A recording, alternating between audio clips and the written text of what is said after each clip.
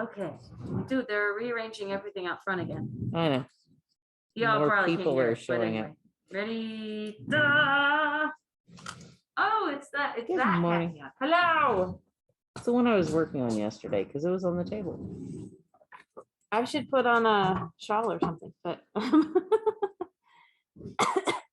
good morning and welcome to the Sun Dragon Sideshow. The Adventures of Liz and Rebecca, because we don't have any Dear Becky and Lizzy questions. Yeah, so we're gonna make some stuff up. Well, not make up answers, but maybe make up things to talk about. I don't know. We're winging it. No show notes. Hi, I'm Rebecca. I am the owner of Sun Dragon Art and Fiber in maybe going to be nice today, Brevard, North Carolina. I'm Liz. I'm the minion there. Yes, it's going to be nice. She's it's my gonna weather be like person. mid 70s. Hang on, I gotta just sunshiny, and Hello. the breeze is gonna breezy. Where's So the mouse? There it is. Okay, hang on. Later tonight. Okay, I had an update on what the. Sorry guys, there's an update about like updating my computer, and it's like, but it needs to be connected to power. I just told you not to update right now, silly computer. I was gonna call it something worse than silly, and I said silly. Okay. so it's I'm sorry, what were you saying? mid 70s. It's supposed to be breezy in the Mid-70s, okay. real world, like Because we don't live in the real world. well.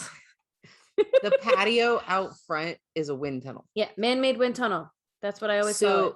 Like people, oh, that's what you mean. people laugh and they're like, "Oh yeah, the wind's gonna, breeze through." And I'm like, no. We've had someone's pattern.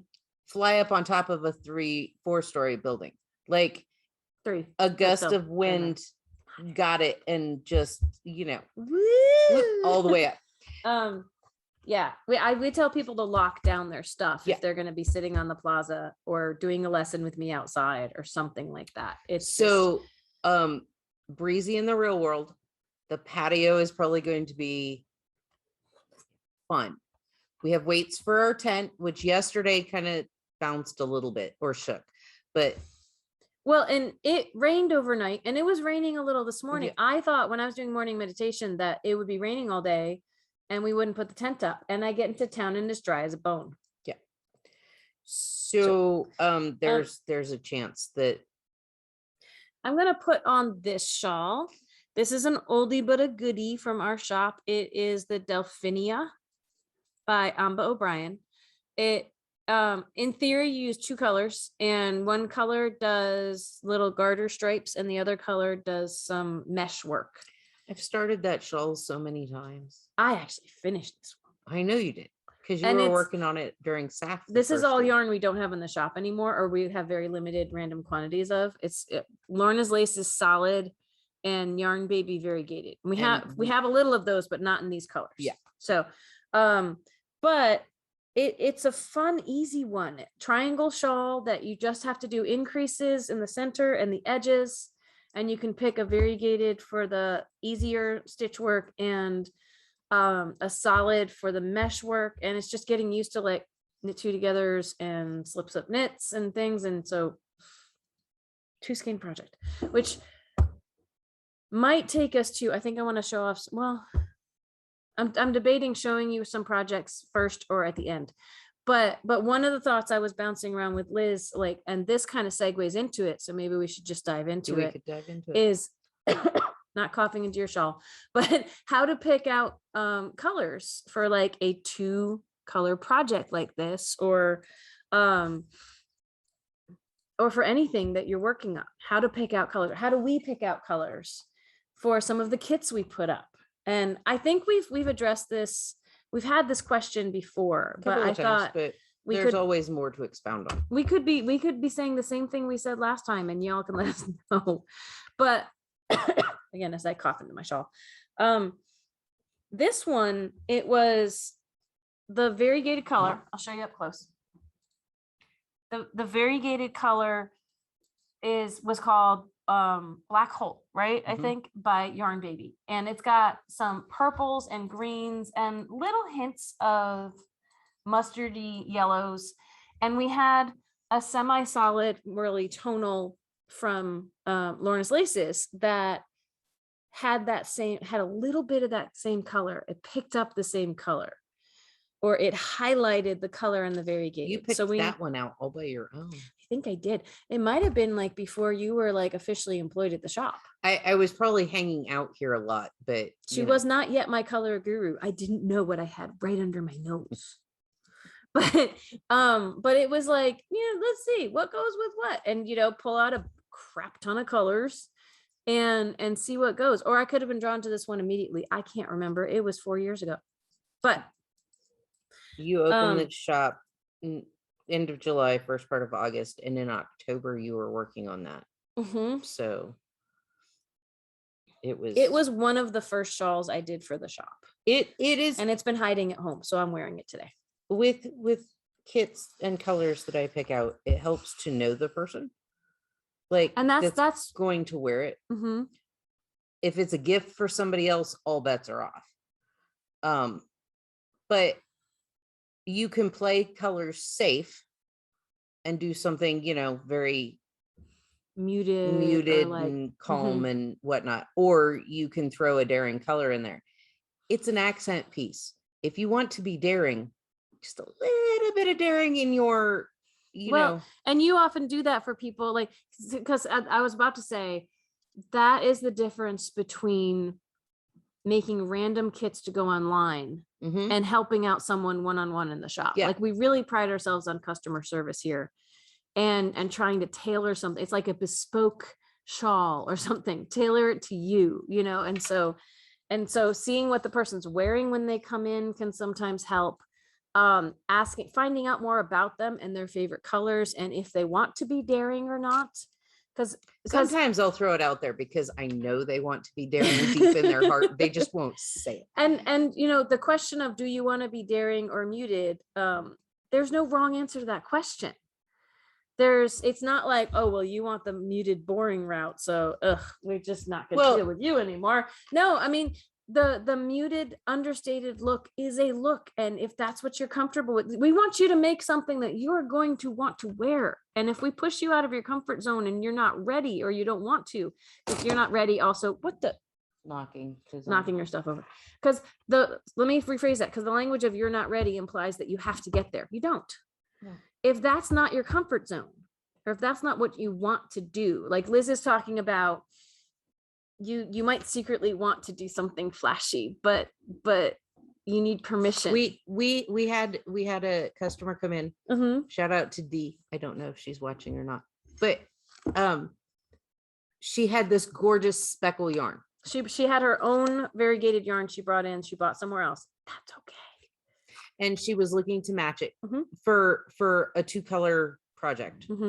And she and Rebecca picked out the aqua, which is like the most awesome, and it's stunning, and it's bright. It's it's not an understated color. And she goes, Liz, and I think her speckly had like pink in it. It had hot too. Pinks. It had some blues. It had stuff. It could be daring on its own. And I was like, no, you want the gecko. And the gecko would have set it off in a different direction. We said in a joking and loving and supportive of this way, that would bring it in the Stephen West direction. Because he loves the bright poppy colors. But right? it would have made it look like a garden versus a water. And I mean, the theme of the thing was kind of water, but it could have worked. The pattern worked either way. She went with the teal. But she went with the teal, so the microphone picks up. They're both daring colors. They're both like vibrant, juicy colors. Yes. They just would have taken it in different directions. Yes, and both are okay. Absolutely. We had somebody else come in. Shout out to Harriet, who got 2 of the green because I had to order more. Yeah. I never thought I'd have to order more of that. I wouldn't have thought of that color, but it's perfect. It's what my heart wanted. And that's our job, to try to figure out what your heart wants. And that's harder when we do kits online. Like, more people are starting to come into the shop now. And we're trying to have some kits made, because we went so hard onto the kits online for people to pick out, because that's how we were selling stuff.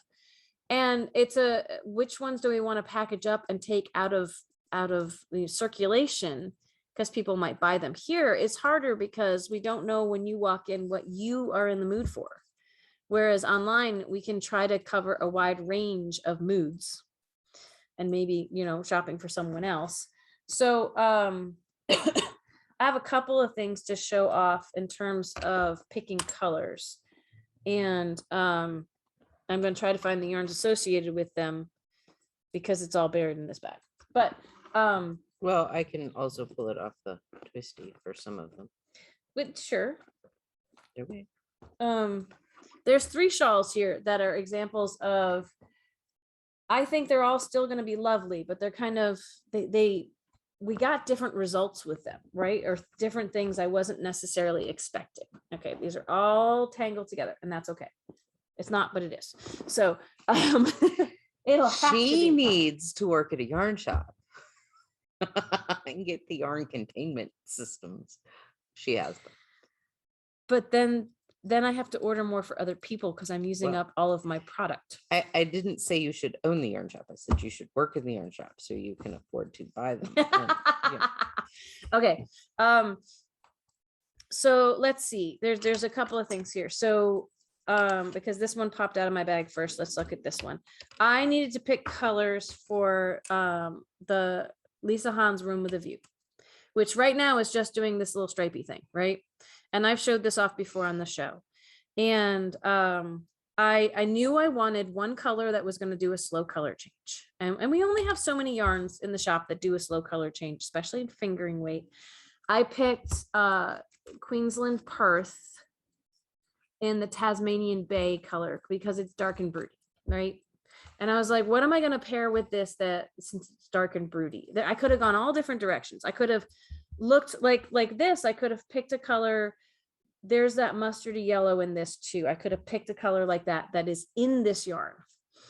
And or I can pick something that really pops and contrasts against it. Something, picking a color that's in here doesn't mean it's going to blend. No, but There sometimes, could be moments of it blending. like with but- the Alaska hat, was that the color you used for your Alaska Mhm. hat? We picked a gorgeous gray.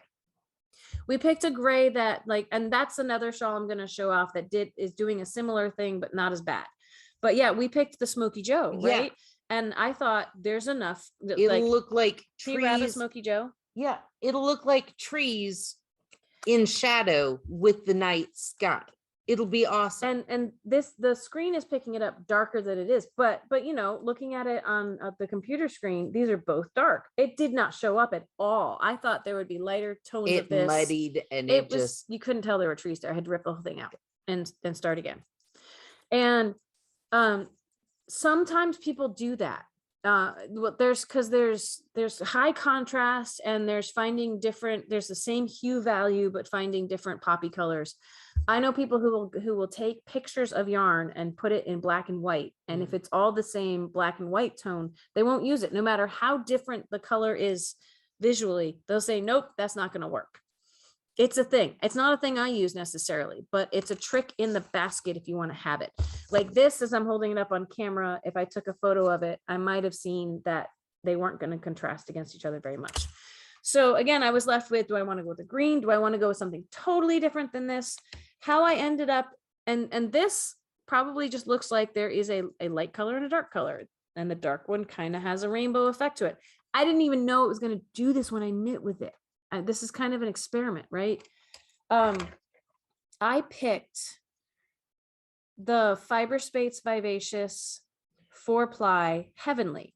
And in some ways I picked it because it's one of the lightest colors we have in Fiber Space, which is a lovely, gorgeous yarn with these tonal qualities. It's also a color I just don't know what to do with most of the time because it's got blues and pinks and purples in it. They're all very light. And it looks like a cloud. It's not quite but with white color or Yeah. light blue. And because it's got those tones of both blue and almost pink in it, a lot of people are just like, It's a hard one to work out. But when I held it next to this, I mean, not only do we have a really light and a really dark, basically, you know, even when it's washed out on camera, the tones in this, the kind of pinky purpley blues this is kind of a pinky purpley blue, but really, really dark. And so I had kind of this might work, and not everything I pick works. Let me tell you. And Liz is better at it, but not everything Liz picks works either, which is why usually I default to Liz if someone needs colors picked out. But sometimes I feel brave enough to do it on my own. I say, she's my color guru. I throw her under the bus and chuck the customer at her. And because Liz, and sometimes we need you to come pick colors. But sometimes it's because I'm a little afraid to do it. And I know my customers are more afraid to do it. I've said it on here and I've said it in person. Sometimes I just throw stuff at the wall to see what sticks. And we're surprised what sticks, but you know. And sometimes it's like when people come in and ask for color help, I will actually pick more color combinations that will work than just like, I'll like for a night shift kit, I'll lay out 10 colors and I'm like, pick 2 that don't, and then, you know, keep narrowing it down. But like, sometimes they want them all matchy. And it's we like, have to stir them away from no, you want something to break that up. And they're like, matchy won't work. And so we'll whittle it down together. But yeah, I do generally overpick colors just to see what sticks. And I really wasn't sure, like, because this is not my color. This stuff in there, I'm like, but the stripiness of this really muted out some of the more pastel-y. It's not even pastel. It's like this cotton candy stuff. It will be interesting to see what the color work. Yes, and that means I have to keep going on this, and sometimes that's a challenge because it's this part is not as exciting as the end part will be. Really exciting. I just need to get my butt to it. But moving on. What it could be something you could work on next weekend. Yes. Oh yeah. I have a lot of mindless projects that I like. If I need to make progress on something, I'll do it during the Sunday afternoon sit and stitch, because that has to be something I don't have to think very hard about, because I am on for 4 hours trying to chat with Facebook people who I can't see. They can see me, I can't see them, and the people on Zoom. So that is September 19th from 1 to 5 p.m. Eastern Standard Time. And we'll have more details as that gets closer, but check Facebook for details if you want more information on that. There should be an event on Facebook. So this one is going swimmingly. I just need to make more progress on it. One that I'm going back and forth on. I think in the end I will like it. When I was going to make my own Scottish Highlands for the shop, I picked these 2 colors because we were talking about this could be a Scottish tartan.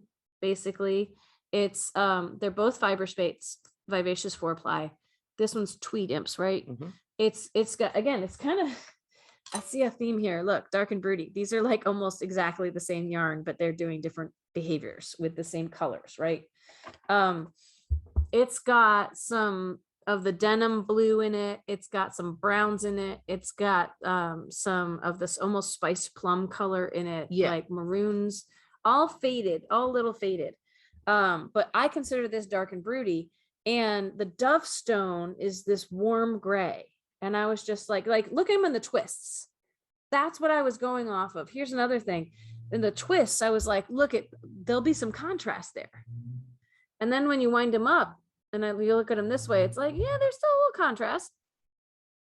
And then the first time I did a stripe in it, the body of the shawl is all garter, and it's going to be tweed imps with little eyelet stripes in the dove stone.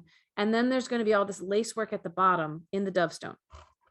And when I started this, like on camera, I'm going to have to lighten the video a little bit, but you almost can't see those eyelets, right? From back here. They're very subtle. And very subtle.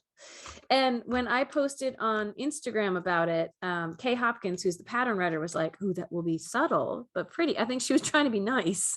She's trying to be encouraging, right? If I hold it up a little closer, you can see it a little better. It's not that it's muddy and it won't work, but it is very subtle.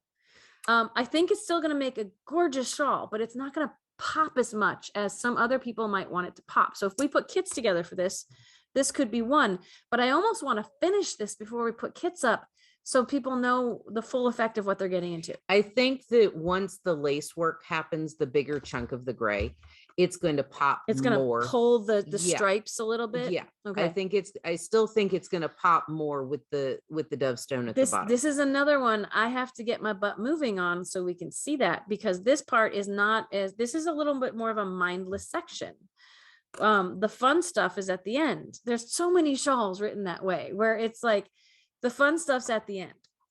So you have to, and that's both a plus and a minus. Like if I'm teaching a class on it, a class on like the Scottish Highlands, which is what this is, or the Room with a View shawl, I would probably have to tailor where we would practice. I've done this before, where we practice the fancy stuff on a little swatch. You've done that with quite a few shawls, is that you start off with a tiny little swatch because if we just start the shawl, I feel like I'm wasting your money to come in and I mean, not if we're doing a garter tab cast on. That's not a waste of anybody's money, but because that's wrapping your brain around that. Once you get your brain around it, it's wonderful. But to just start the shawl, you're not going to get to any of the complicated stuff. It really, taking at least half of the class, I used to do 2-hour classes, to practice the fancy work at the end and then start the shawl. And in theory, what I struggle with, my watch just heard in theory and thought I said, hey, SIRI. That's funny. That's been off the charts weird lately. Anyway, I digress. So in theory, like by the time you get to the fancy part, you might not remember at all what you've done in the class to practice for that. But there might be a little hint of muscle memory there. I also used to structure my classes, and if I ever get back to classes again, it will still be structured this way, that the class fee covers the 2 hours of instruction.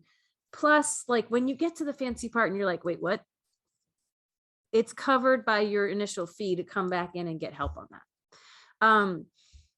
But I'm not doing 2-hour sit downs with anybody right now, let alone a group of 4 people. So, but that's what we've done with a lot of things, that you're not going to hit the complicated part right away, because most people are not super speedy knitters, and that's okay too. It's one of my favorite phrases to throw out, because I like to use Princess Bride phrases. In lessons, I say, you rush a miracle man, you get rotten miracles.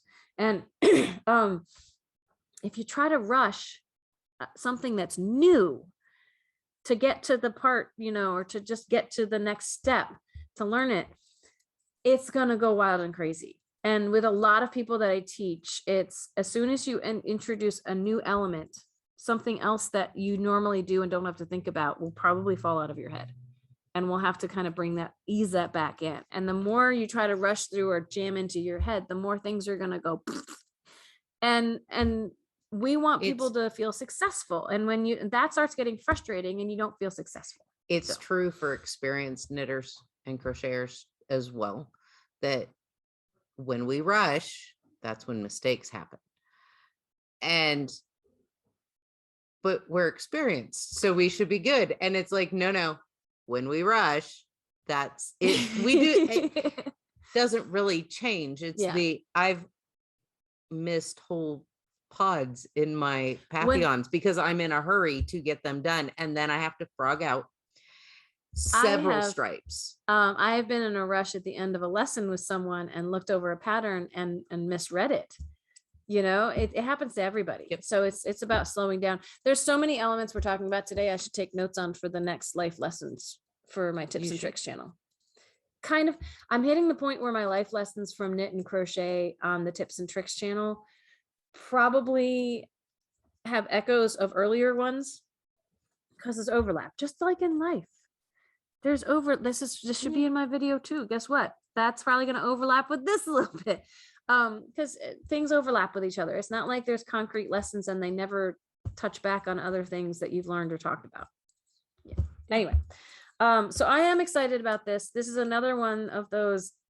I had plans last knit night to cycle through all of these projects and do like, a few rows on each. We all had plans. We all had grand plans, and then life happened. Actually, crushed them all. Life had happened before. Well, we had plans. We were tired. We were tired. We were very And, tired. you know, it's like, hey, what are you going to do tonight? I don't know. What are you going to do tonight? I'm going to sit here and surf on my think phone. about what I'm going to do tonight. There was a lot of thinking on both of our parts. But I always like to bring this one out as an example, my Rebel shawl as an example of you picking out a color for me and me going, really? And you going, yeah, and me looking at like 6 other colors and then going, okay, and then going, this is pretty cool. This pushed me out of my comfort zone because I wanted to make the Rebel shawl is brioche. Rebel 2 is 2-color brioche. And I wanted to do something with our shop colorway, which is from Daydream Dye Works, which is Transylvania County, Just Bite Me. Or it's called Just Bite Me because we're in Transylvania County. Ha ha ha. And some people, when I tell them that, the people, tourists walking up, they're like, oh, and some people go, what? And they might get it if I kind of half explain it. And some people I don't even have to. A lot of the stickers around town, like in the gift shops and whatever, are little bats that say Just Bite Me. Yep. Who's trying to go away? That might have been something I should have answered, but they'll leave a message. It was Pennsylvania, but it wasn't a normal. My cell phone is a Pennsylvania area code from many years ago when I used to live in Pennsylvania, which is probably going on 10 years ago. So if it's a Pennsylvania area code, I know it's a telemarketer, but sometimes it's a weird Pennsylvania number and it's actually someone I should talk to. So we'll see. Like Plymouth Yarns is in Pennsylvania. Yeah. I don't think that was a Plymouth number, but I could be sorely mistaken. We'll find out. What? On a completely weird squirrel tangent, we had a shopper in yesterday or the day before, and I think you were outside, and they looked at the Plymouth and they were like, yeah, so I stopped by Plymouth, and you can't get in the door. Like they won't let you, even if you swear up and down that you won't touch the yarn, or it's a quarantine thing. No, I was gonna say they don't have a shop. Well, yeah, I was gonna say it's a company that makes yarn, and as fun as it would be to be like, let's go see where they make that. They don't actually make the yarn there. They're a distributor of lots of really cool yarns. But yeah, they're a distributor. It's like if I went to my art supply distributor and was like, this is so cool, let me in. They'd be like, no. Yeah. Or like there are some places like Pearl Soho is an actual shop, but they produce their own yarn and you can buy it at Pearl Soho. But yeah, Plymouth, Cascade, like there are a lot of yarn distributors that will not have an upfront store because that's all they do is wholesale. That's it. So that's interesting. Yeah, that they tried. Well, she just loves yarn so much that she was like, oh, we're in the neighborhood. Yeah. Okay. Yeah. So back to this. I was like, I want to make a Rebel with this. I thought maybe this would be my main color. I wasn't sure. It's a variegated. The main color really should be more of a solid, perhaps. Or what color were you thinking? I don't know. I was thinking like a white. I was thinking boring. I was thinking a gray or a white, something that would contrast. Well, you don't know what gray I was thinking. I don't have to know what gray you were thinking because that has grays in it, and it would get lost. I've seen gray Papillons mixed with that. So yeah. So Liz started pulling colors. Well, actually, you didn't start pulling. I just handed you one. She handed me this one. And I was like, what? Because I was not thinking, like, if you look at her shawl, like it's got like a white and a blue or something.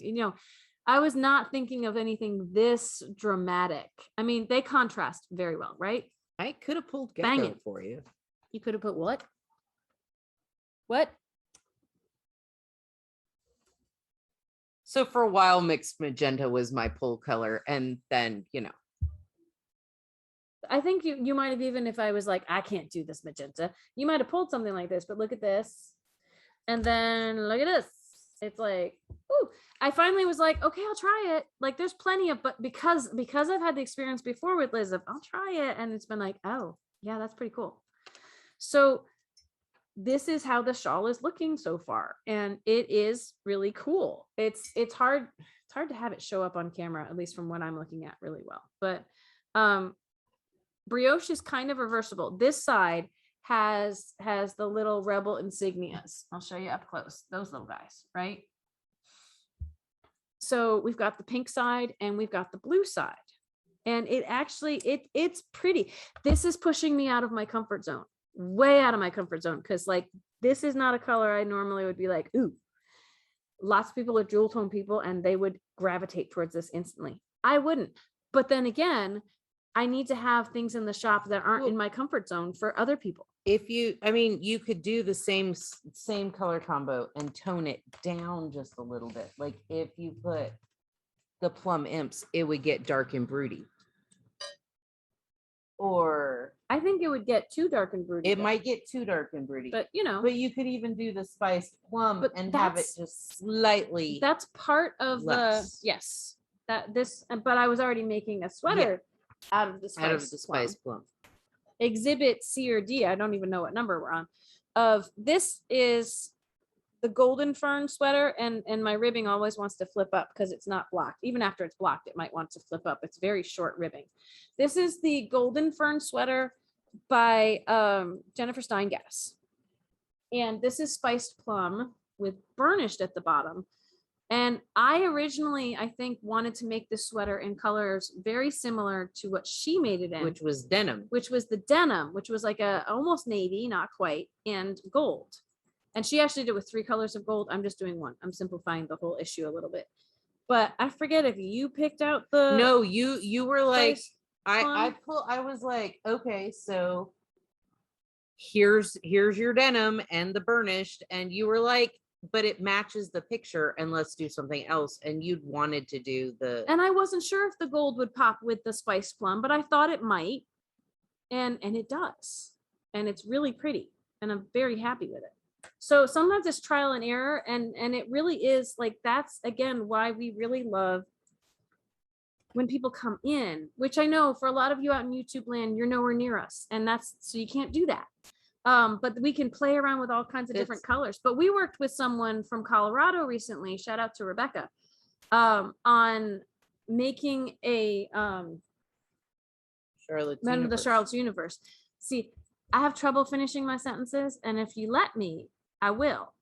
But maybe because we need to not waste too much more time, it's good that Liz is filling in my sentences. I've had more gappies in my sentences lately. It happens. I just tired. Blame everything on being tired because it's convenient. And true, but convenient. So we were throwing together all kinds of different we were emailing back and forth and throwing like pictures and pictures and pictures. There's ways to do it. Sometimes if everyone did it at once, if everyone coordinated and asked us at once to do this pick a color scheme for me, send me some photos, we'd run out of time to do it. But there's ways to do it even if you're not local, and we're happy to try. Well, and this might take a little while. That's another reason why online we have a lot of different colors posted for the kits. We try. Whereas in the shop we don't, because in the shop I can sit at the table with someone and throw everything we have at them and go, okay, you don't like that? How about this? How about that? You know, like, but which is better than we don't have enough space in the shop to make like 20 kits of each thing and have them stacked away somewhere. But online we can take pictures. We can play around and just have the photo. We keep track of them. I hope we keep track of inventory. We have had a few times where someone has bought a kit and oh crap, we don't have the yarn in stock because we have so many kits up online. Although, you know me, I look at it and go, but we should have more kits online. There's not enough there. Because that's me. But it's hard to keep track of all of them and make sure if we run out of a color, or if I notice we've run out of a color, that I also catch all the kits that are made out of that color. So, yeah. Anyway, so I'm going to segue that to showing you, because I showed y'all on the home camera, which means it was teeny tiny on the screen, how my Charlotte's Universe is going. And I've gotten a little further on it because I'm doing it every other morning for morning meditation. It kind of keeps me on track. I realized she actually has numbered the rows, not just the sections. This is section 8 in terms of her release of it. She's numbered all the rows. I'm almost done with row 79. Wow. That's how many rows of this I've done. And since this is when I was picking out colors for, and we could even talk about my Stephen West and how I picked out colors for that, if there's time. If there's not time, because it is. I know. Just talk right there. I know. If there's not time and you're like, ooh, what about the Stephen West? What? Write us a note. Write us a comment and we'll try to get back to you on that. So, okay. This is how much yarn I have left of my third ball of the Ambah, which has 380 plus yards on it. And let's see, I'm trying not to lose my crochet hook. This is a row where the leafy things in the blue. I'm also trying not to lose where my yarn is or pull out too many stitches. Like 3 or 4 rows back, I made these shells with the blue. You see, like here's a loose one, right? We make these shells and then there is stuff happening behind it. On this row, I'm tacking those shells into it. So that this here is tacked down. That looks so cool. Isn't it cool? Okay, I'm trying. Oh, there goes my ball. For a chance to see how big this is. See what that's It's a good 40, 45 inches. it's a good almost, we're talking almost 4 feet. I'm like, get up, Liz, you're too short sitting down. Show this off. You okay? I am. My knees just don't like working first thing in I the just morning. got stuck on the things behind me. So here's how big, drop it down just a little bit. Yeah, here's how big this is. And it doesn't look square because we're stretching out the top. But yeah, it's pretty big at this point.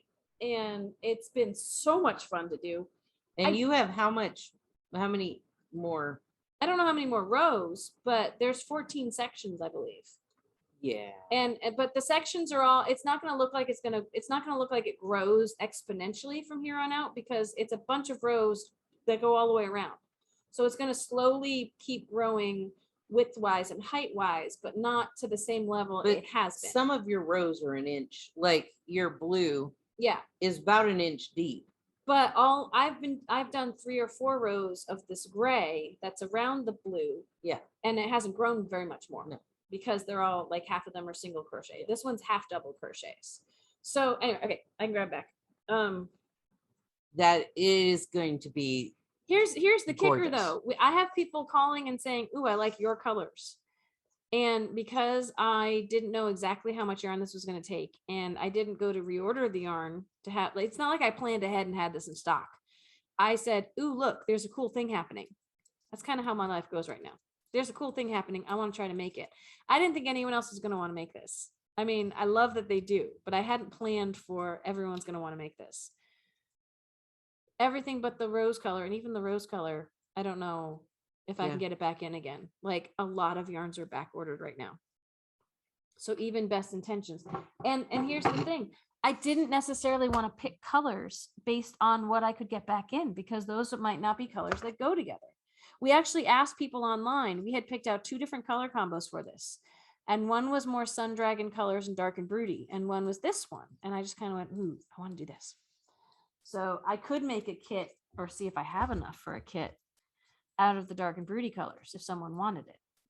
I've also, so to kind of the last thing I want to wrap up with, if you can turn it back to the feeder book. What were you saying? I don't know if we have enough because people keep buying yarn in the people keep buying yarn. And it's a good problem. So we recently got some feeder book colors back in. And of course, when I order a feeder book, because we're low, by the time it arrives, we're low on other colors. And I have made a couple of kits of Nightshift and Shift, and I hope to make a couple more. And just to have as a grab and go here in the shop, which are either 3 skeins of the feeder book or 6 skeins of the feeder book. And again, what Liz will often do when someone comes in and says, "Ooh, I want to make the Nightshift," and let me grab it down real fast. She'll say, "Pick a color, pick one of those colors that you like," and then we start building a kit off of that. And remember what we said earlier? We said, try not to have colors that go together.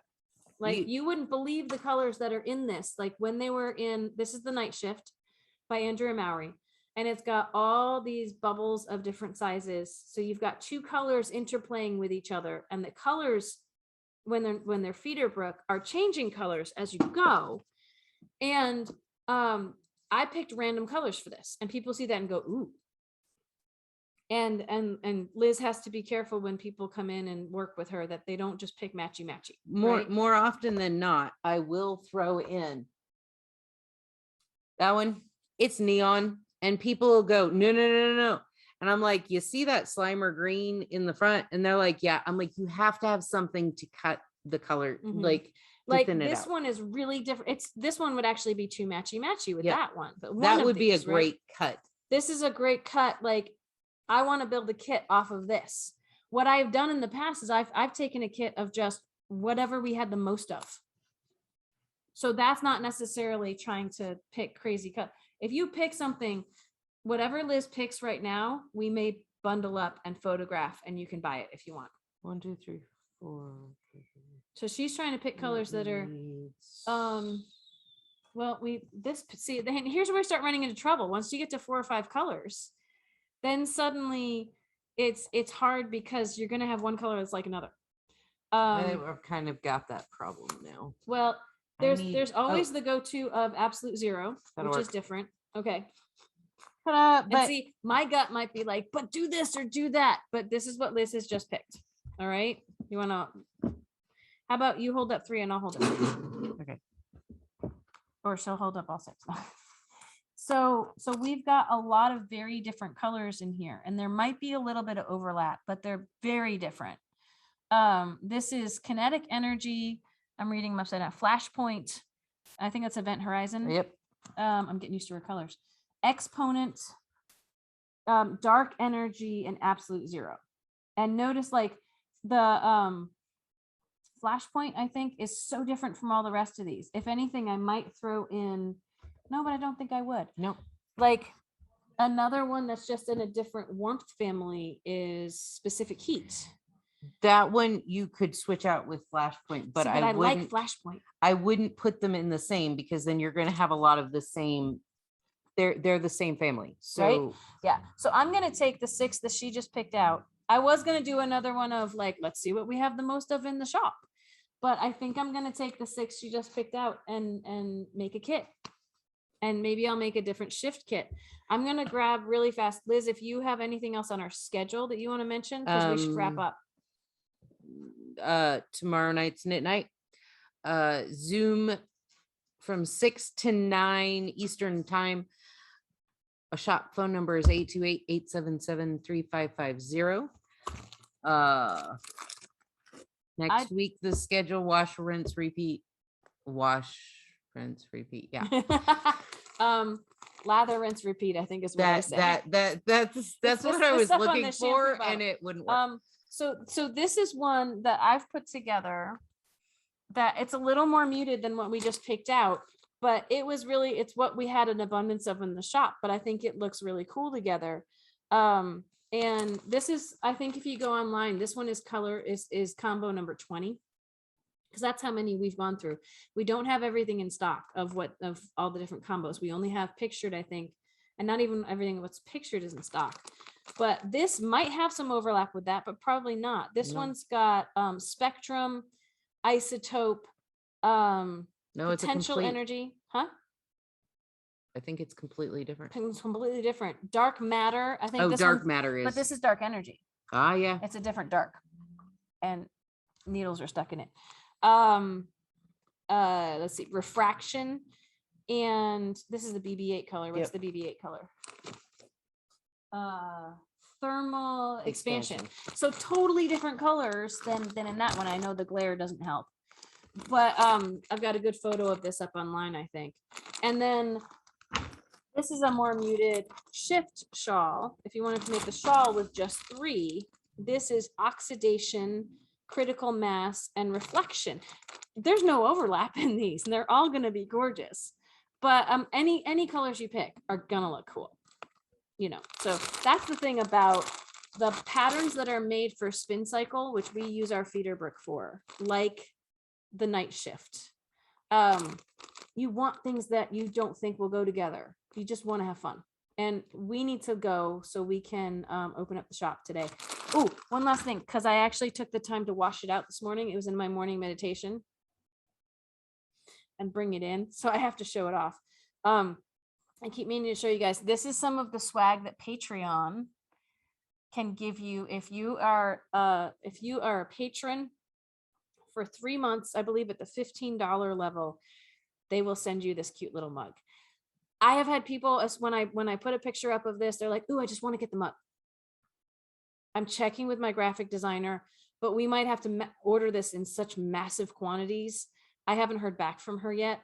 If you just want a mug, if you don't want to go the patron on Patreon route and just want a mug, I need a lot of people to tell me they want a mug and maybe do a pre-order on it, which isn't set up yet, by the way.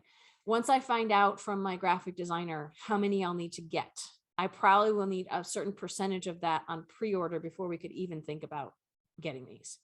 But if you're like, "Ooh, I want a coffee mug like Rebecca's," let me know.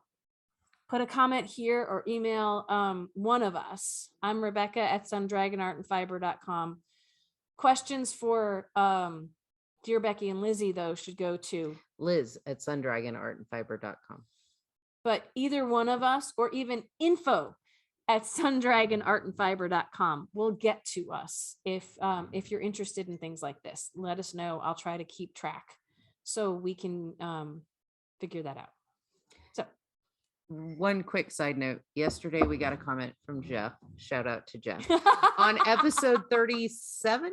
Yeah, something like that. And the comment it baffled me for a second. Baffled everybody. Was funny. Was we need to bring back Eduardo. And I was like, huh? Both of us were like, huh. I watched the whole episode. And we don't watch ourselves. Once this goes out in the universe, that's it. It was fascinating to watch because Rebecca had all of these projects she was going to do, and I don't think she's done any of them, or at least not in the yarn she picked out for then. And I know. And at the very end, we were talking about dreams and aspirations. Stay tuned for the adventures of Liz and Rebecca, or what will Eduardo do next? Did Eduardo cheat on Gina? Ooh. Come next week to find out. Yes. So well, because some people watch these in order and some people don't. And some people think they need to. Yes. If you want to see the progress of our projects, you probably should watch it in order. But I think we're entertaining maybe any day. Yeah. But so Eduardo may make an appearance again, but we don't know. Stay tuned. Is the baby David's? Who will survive? Right? Yeah, we could try to make up. The thing is you put me on the spot. I'm not gonna. I'm gonna be like, I want to say something witty here. Anyway. Have a good weekend, everybody. Come join us for knit night tomorrow night if you'd like. And we will see you next week. Bye.